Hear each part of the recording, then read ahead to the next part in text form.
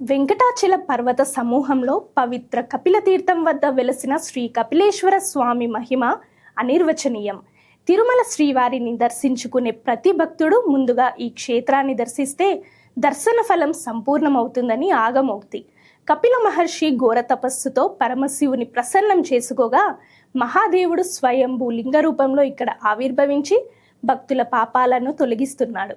నిత్యం జలధారలతో ప్రవహించే కపిల జలపాతం ఈ క్షేత్ర పవిత్రతకు సాక్ష్యం. మహాశివరాత్రి బ్రహ్మోత్సవాలలో అత్యంత విశిష్టమైన ఘట్టం త్రిశూల స్నానం.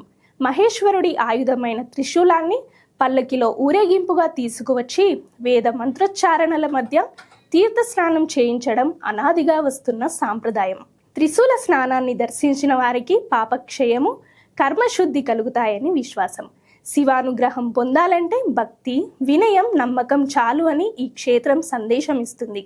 కపిల తీర్థం వద్ద త్రినేత్రుని త్రిశూల స్నానం ఒక్కసారి కల్లారా చూశారంటే హృదయం శివమయం అవుతుంది.